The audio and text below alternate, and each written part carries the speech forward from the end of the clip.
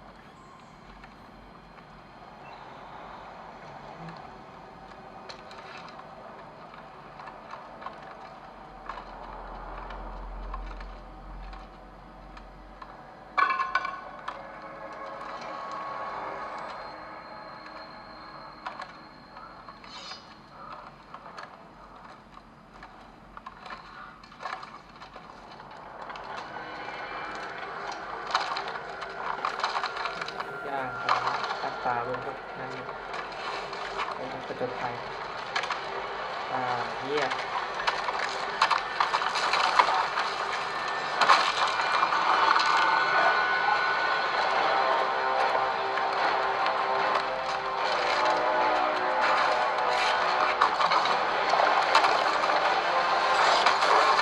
โอ้โห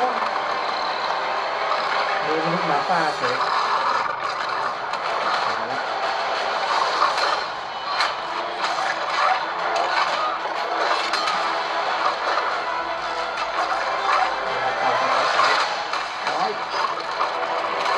เปิดคอร์สเลย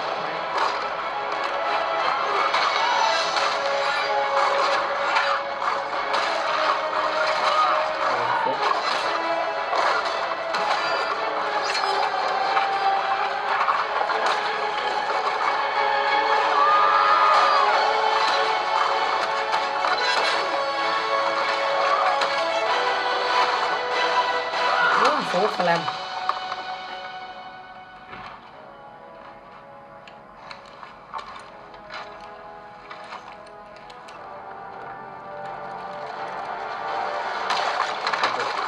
เดี๋ยวรถเลย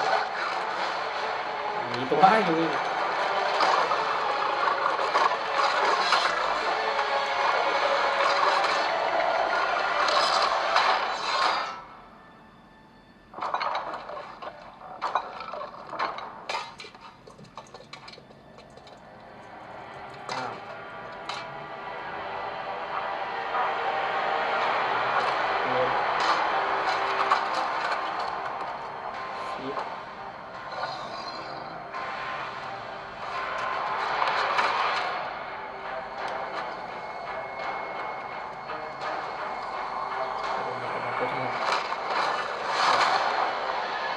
ปลอดภัย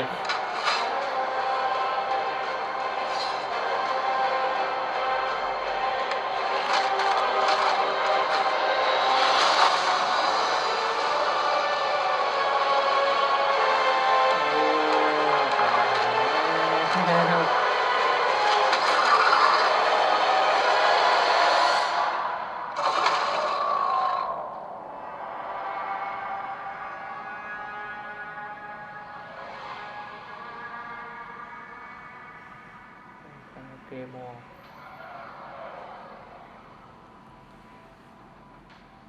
9 จูนเสียดายอย่างเดียวมูมี PSC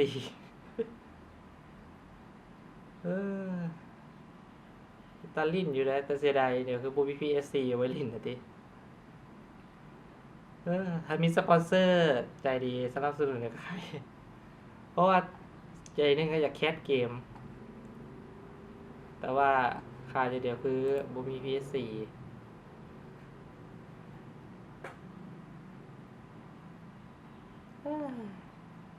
กระโจกกับเพจอันนี้แหละ